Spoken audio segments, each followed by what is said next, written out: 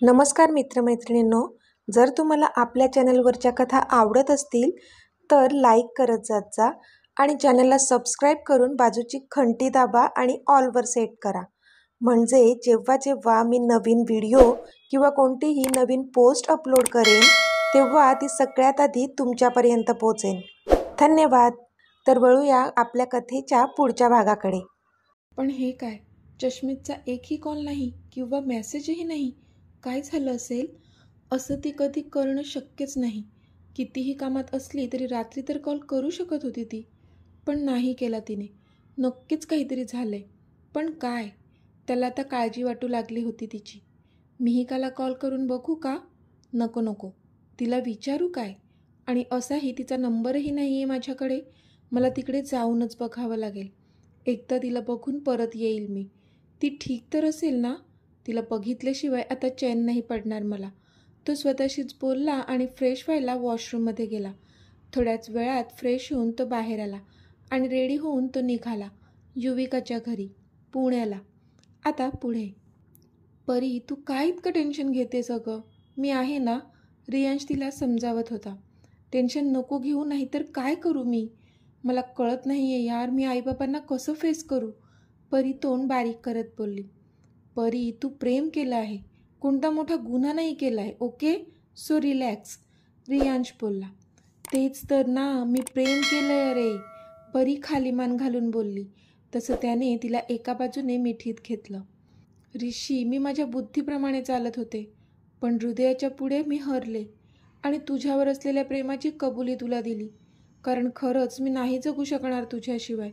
तुझ्याशिवाय दुसरा कोणाचा विचार पण मनाला शिवणार नाही माझ्या. पण ह्या सगळ्यात मी हे मात्र सपशेल विसरून गेले की मी आईबाबांना वचन दिलं होतं की आयुष्यात कधीच कोणाच्या प्रेमात पडणार नाही. ते ज्या मुलाशी सांगतील त्या मुलाशी लग्न करेल मी. म्हणून आत्ता मी त्यांना कसं फेस करू कळत नाही आहे. कारण तुझ्याशिवाय पण मी नाही जगू शकणार आणि त्यांना पण मला दुखवायचं नाही आहे, परी नाराज होत बोलली. त्यावर रियांश विचार करू लागला. तू शांत हो आधी. माझ्याकडे एक प्लॅन आहे ह्या सर्वांमधून बाहेर पडण्याचा. रियांश तिच्याकडे पाहत गूढ आवाजात बोलला. तशी ती त्याच्याकडे थंड नजरेने पाहू लागली. म्हणजे जर तुला मान्य असेल तरच. हां? रियांश तिच्या डोळ्यांनाच घाबरून बोलला. काय प्लॅन आहे? परीने विचारलं. मला सांग, तुझे आई पप्पा तुझ्यासाठी लग्नासाठी मुलं बघत आहेत का? रियांशने विचारलं. हो, ते तर चालूच आहे. एखादा चांगला मुलगा मिळाला की ते माझं लग्न करून देणार आहेत त्याच्याशी. पण अजून तरी त्यांना कोणी आवडलेलं दिसत नाही आहे, कारण माझ्यापर्यंत अजून एकाही मुलाचं नाव आलेलं नाही आहे त्यांच्याकडून. परी बोलली तशी रियांशच्या चेहऱ्यावर स्माईल आली. तुला काय झालं हसायला आत्ता? तिने विचारलं. मला सांग, मी तुला कसा वाटतो? त्याने विचारलं. कसा वाटतो म्हणजे? हा काय प्रश्न आहे का? माझं प्रेम आहे तुझ्यावर, मग तू चांगलाच वाटेल ना मला, ती बोलली. अगं तसं नाही, म्हणजे तू परी नाही आहे, तू दुसरीच मुलगी आहेस असं समज. आणि तुझ्या नजरेत मी तुला कसा वाटतो, कसा दिसतो ते सांग, त्याने हसून विचारलं. तशी ती त्याच्याकडे एकटक पाहत राहिली. तसा हँडसम आहेस तू, गुड लुकिंग आहेस, फिजिक्स पण छान आहे, एकदम रांगडा, ती बोलली. तसा हसला तो. हो ना, आवडलो ना मी तुला? मग तुझ्या आईबाबांनाही आवडेल. तू बघच आता मी काय करतो, रियांश बोलला. असं काय करणार आहेस तू? तिने विचारलं. तसं त्याने तिला हाताने इशारा करून जवळ बोलावलं आणि तिच्या कानात त्याचा प्लॅन सांगितला. तसे तिचे डोळेच मोठे झाले. म्हणजे पुन्हा खोटं बोलायचं? अजिबात नाही हां, ती चिडून बोलली. अगं खोटं कुठे बोलत आहोत आपण, फक्त थोडंसं सत्य लपवत आहोत, तो तोंड बारीक करत बोलला. नाही, मला हे अजिबात मान्य नाही आहे. तरी ती चिडलेलीच होती. बरं, नको करूया हा प्लॅन, ओके? तुझ्या डोक्यात अजून कोणता प्लॅन आहे का? त्याने विचारलं. तशी तिने नाहीमध्ये मान हलवली. व्हेरी गुड, मग आपण काहीच नको करूया. तू जा पुण्याला, मला विसरून जा आणि तुझे आई बाबा सांगतील त्या मुलाशी लग्न कर आणि त्यांना दिलेलं वचन पाळ, ओके? Good bye. तो चिडून बोलला आणि तिथून जाऊ लागला, पण तिने त्याचा हात पकडला. ऋषी प्लीज, चिडू नको ना माझ्यावर, ती बोलली. तरी तो शांतच होता. हाताची घडी घालून उभा होता. ओके ठीक आहे, आपण तू सांगतोय तसं करून बघूया, ती खाली मान घालून बोलली. हे तू माझ्याकडे पाहूनही बोलू शकतेस? तो बोलला तसं तिने नजर वर करून त्याच्याकडे पाहिलं.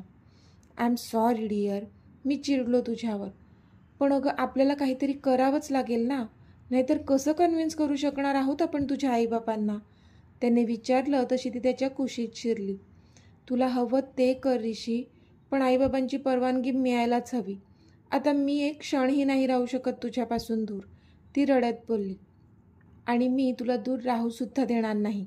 लवकरच आपलं लग्न होईल, ते पण सगळ्यांच्या परवानगीने. I promise you that. तो तिच्या डोक्यावरून हात फिरवत बोलला तशी तिच्या चेहऱ्यावर स्माईल आली. इथे आधीची गाडी पुण्याला पोहोचली होती आणि सध्या तो सबनीसांच्या बंगल्याच्या समोर उभा होता. हे स्वीटी, मी आलोय, तो हसून बोलला आणि बंगल्याच्या आत शिरला. सिक्युरिटी गार्डला त्याने त्याची ओळख सांगितली तसं गार्डने त्याला आत सोडलं. समोरच डायनिंग टेबलवर त्याला सुमनताई आणि मिहिका बसलेल्या दिसल्या.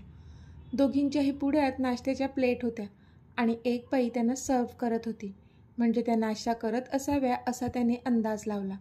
पण त्या दोघीही शून्यात बघत होत्या. हॅलो आंटी, आधी स्माइली फेसने बोलला तसं सुमनताईंचं लक्ष त्याच्यावर गेलं आणि ते शॉक झाले. मिहिका तर त्याच्याकडे पाहतच राहिली होती आणि घाबरलीसुद्धा होती. तू इथे? सुमनताईंनी आश्चर्याने विचारलं. हो मी. हाय मिहिका, तो पुढे चालत येत हसून बोलला. हाय, मिहिका कशीनुशी बोलली, कारण त्याच्याशी काय बोलावं तिला कळत नव्हतं. सुमनताई मात्र पूर्ण गोंधळून गेल्या होत्या. त्यांना कळत नव्हतं की हा इथे आलाच कसा.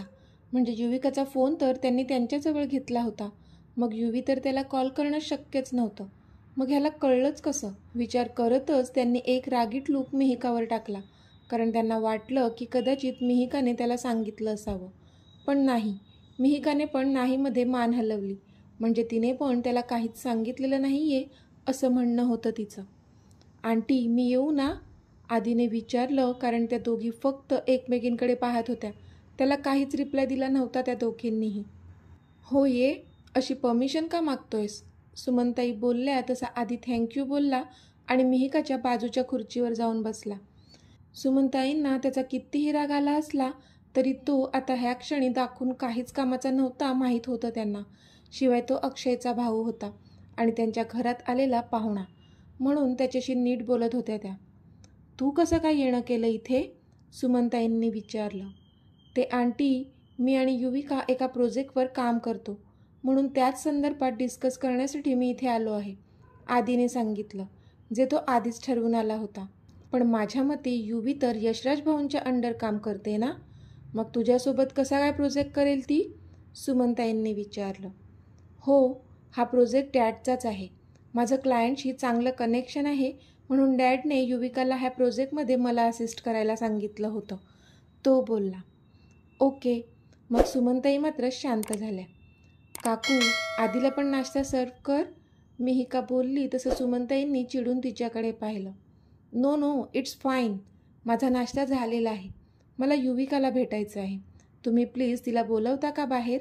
आधीने विचारलं तसं मिहिका आणि सुमनताई एकमेकींच्या तोंडाकडे पाहू लागल्या. काय झालं? युविका नाही आहे का घरी? त्याने विचारलं. नाही, युविताई त्यांच्या रूममध्येच आहेत. मी नाश्ता पण घेऊन गेले होते, पण त्यांनी नाही खाल्ला, ती सर्व करणारी मेड बोलली. तशा सुमनताई रागाने तिच्याकडे पाहू लागल्या. उठली नाही आहे का ती अजून? नसेल तरी मी वेट करतो, आधी बोलला. नाही, उठली आहे ती, तू जाऊन भेटू शकतोस तिला. मिहिका? सुमनताईने मिहिकाला इशारा केला तसं मिहिकाने आवंढा गिळत होमध्ये मान हलवली.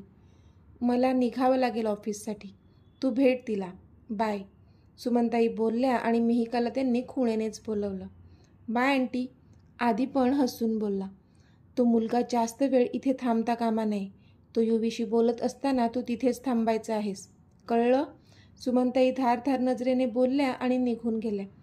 जसा सुमनताईंच्या कारचा निघून जाण्याचा आवाज आला तशी मिहिका उठली. चल आधी, मिहू बोलली. तसा तो तिच्यासोबत स्टेअरकेस चढून वर जाऊ लागला. मिहिका, काय झालंय? तुझा चेहरा का इतका उतरलाय? बरं नाही आहे का तुला? त्याने विचारलं तशी मिहिका चपापली. नाही, काहीच नाही, बरी आहे मी, ती बोलली. तुझी ताई बरी आहे का? फोन नाही घेत ती माझा, म्हणून विचारलं. तो बोलला, "अ, ती ती पण बरी आहे." मीही का कसंनुसं हसत बोलली. ती बिचारी काय सांगणार होती तिच्या ताईची अवस्था. तिला पण वाईट वाटत होतं त्या दोघांसाठी, पण आपण काहीच करू शकत नाही ह्याची खंत पण वाटत होती तिला. "ही ताईची रूम आहे आधी, तुम्ही दोघे बोलत बसा, मी आहे खाली," मीही का बोलली. भले तिला तिच्या आईने त्या दोघांसोबत थांबायला सांगितलं होतं, पण सध्या तिला त्यांना प्रायव्हसी देणं गरजेचं वाटलं, कारण पुन्हा कधी त्यांना असा एकांत मिळेल की नाही नव्हतं माहीत तिला. म्हणून स्वतःच्याच आईच्या शब्दांना मागे टाकून ती तिथून निघून गेली होती. आधी मात्र तिच्याकडे पाहतच राहिला होता. म्हणजे आजची मिहिका त्याला वेगळीच भासत होती. नेहमी चुलबुली असलेली मिहिका आज मात्र एक सिरियस कॅरेक्टरमध्ये असल्यासारखी वाटली त्याला. पण लगेच स्वतःच्या मनातले विचार झटकले त्याने आणि तो युवीच्या रूमजवळ आला, कारण सध्या बाकी कोणत्याच गोष्टींपेक्षा तर त्याला तिला भेटणं, तिला पाहणं महत्त्वाचं होतं त्याच्यासाठी. त्याने दार लोटलं आणि आतमध्ये शिरून त्याने दार लॉक केलं. पण समोर जेव्हा त्याने पाहिलं तेव्हा त्याला युविका बेडवर पालथी झोपलेली दिसली आणि तो पुचकाळ्यात पडला, कारण आता सकाळचे 10 वाजत आले होते तरीसुद्धा ती झोपून होती.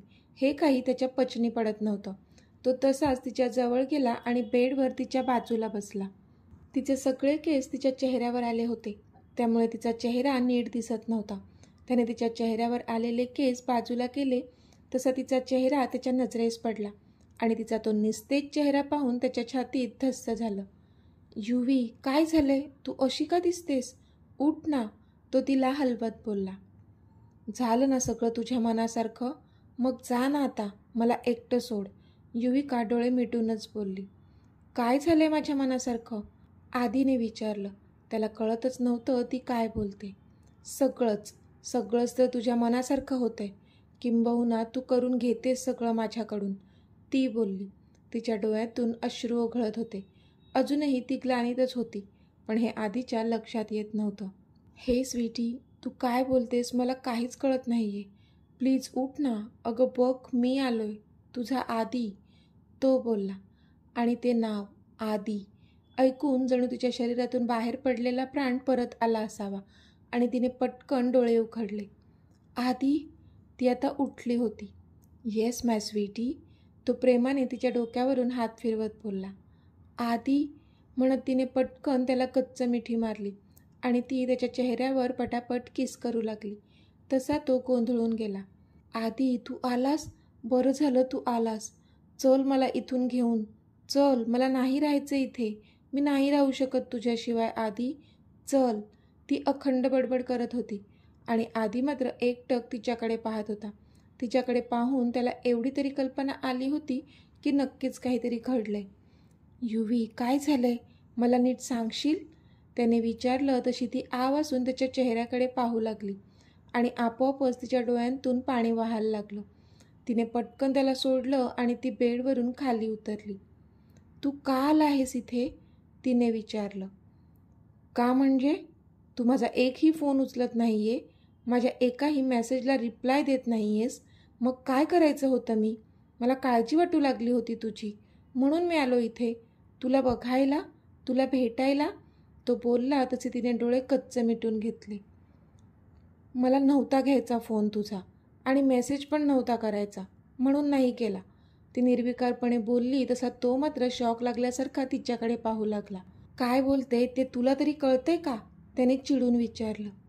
"जे बोलते ते बरोबरच बोलते. मला नाही ठेवायचा आहे तुझ्याशी कोणताच संबंध," ती बोलली. "म्हणजे?" त्याने आश्चर्याने विचारलं. "म्हणजे हेच की यापुढे तुझा आणि माझा काहीच संबंध नसेल. मी पुढच्या आठवड्यात अक्षयशी लग्न करणार आहे," ती बोलली आणि तो मात्र शॉक लागल्यासारखा मागे सरकला. "What? Are you out of your mind?" त्याने चिडून विचारलं तशी ती मात्र गप्प झाली. "बोल ना, अक्षयशी लग्न करते म्हणजे काय? तुला तर अक्षयबद्दल सगळं माहीत आहे ना? मग हे काय वेड्यासारखं बोलतेस? आणि मग आपल्यात जे होतं ते काय होतं? तुला मस्करी वाटत आहे का ही सगळी?" त्याने चिडून विचारलं. "आपल्यात काहीच नव्हतं. जे पण होतं ते तुझ्या बाजूने होतं, माझ्या बाजूने नाही. मागचं सगळं तू विसरून जा. कारण मला तुझ्याशी लग्न नाही करायचं आहे, मला अक्षयशी लग्न करायचं आहे, ती बोलली. पण हे सर्व बोलताना पण तिला किती जास्त त्रास होत होता ते तर फक्त तिलाच माहीत होतं. युवी, तू शांत हो आधी. मला सांग, कोणी तुला जबरदस्ती केली आहे का ह्या लग्नासाठी? अगं तुला माहीत आहे ना अक्षयचं सत्य. तरी तू. आणि माझं काय? मी कसा राहणार तुझ्याशिवाय? प्लीज असं बोलू नको यार. तो खूपच आर्जव करत बोलला. तसं तिला अजूनच रडायला आलं. मला 100% खात्री आहे तुला कोणीतरी जबरदस्तीने हे लग्न करण्यास भाग पाडतंय. पण तू अजिबात घाबरू नको युवी. मी आजच घरी सगळं सांगतो, आपल्याबद्दल आणि अक्षयबद्दल सुद्धा, तो बोलला. बाद झाली तुझी नाटकं. मला कोणीही जबरदस्ती केली नाही आहे. मी माझ्या मर्जीने अक्षयशी लग्न करते. तुझ्यासारख्या प्ले बॉयसोबत लग्न करण्यापेक्षा मी अक्षयशी लग्न करेल. तुझ्यापेक्षा तरी बेटरच आहे तो, युविका बोलली. आणि इथे आदित्यच्या जणू काळजावर कोणीतरी धारधार शस्त्राने वार करत आहे असंच वाटलं त्याला. युवी, तो रडकुंडीला येत बोलला. मिस्टर आदित्य इनामदार, मला जे बोलायचं होतं ते बोलून झालेलं आहे. सो प्लीज तुम्ही गेलात तरी चालेल, ती बोलली. तसा तो रागातच तिच्या जवळ गेला आणि त्याने तिचे केस पकडले. आह, ती कळवळली. मग कधीपासून जी मला मिठी मारून सांगत होतीस की आधी प्लीज मला इथून घेऊन जा, ते काय होतं? त्याने चिडून विचारलं. तशी ती सैरफैर झाली. ते मी ग्लानीत होते म्हणून काहीही बडबडत होते. तिने तिची बाजू सावरली. काहीही बडबडत होतीस? ओह रिअली? तो खिन्न हसत बोलला आणि त्याने तिचे केस सोडले. आत्ताच्या आत्ता इथून निघून जा आणि पुन्हा कधीच माझ्यासमोर येऊ नकोस, ती चिडून बोलली. आणि त्याला पाठ करून उभी राहिली, कारण त्याचे डोळे लाल भडक झाले होते. त्यात अश्रूसुद्धा होते, जणू रक्ताचे अश्रू गळत असावे त्याच्या डोळ्यातून. आणि त्याला असं हतबल ती नव्हतीच बघू शकत. पण तो मात्र अजूनही स्टॅच्यूसारखा उभा होता. त्याच्याकडे पाठ केलेली असली तरीही त्याचं अस्तित्व तिला जाणवत होतं. आणि आत्ता त्याला इथून पाठवून देणंच योग्य होतं, म्हणून ती पुन्हा जोरातच बोलली. प्लीज लीव्ह, अक्षरशः ओरडली ती. तसा तो अवाक झाला आणि त्याच्या डोळ्यांतून अश्रूचे काही थेंब खाली पडले. आय हेट यू चष्मीस, तो भरल्या डोळ्यांनी बोलला आणि तिथून निघून गेला. तशी तिने पाठ फिरवली आणि तो गेला त्या दिशेने तिची नजर धावू लागली. पुन्हा कधी तो दिसेल की नाही नव्हतं माहीत, पण तो आत्ताही दिसला नव्हता तिला. इतका फास्ट चालत तो तिथून निघून गेला होता. आणि ती मात्र तिचा चेहरा दोन्ही हाताने झाकून जोरजोराने रडू लागली होती. तर मित्रमैत्रिणींनो, आजचा भाग तुम्हाला कसा वाटला ते मला कमेंटमध्ये सांगा. आणि जर आवडला असेल तर व्हिडिओला लाईक करा, शेअर करा आणि चॅनलला सबस्क्राईब करून बाजूची घंटी नक्की दाबा. चला तर भेटूया आपल्या पुढच्या भागात. तोपर्यंत धन्यवाद.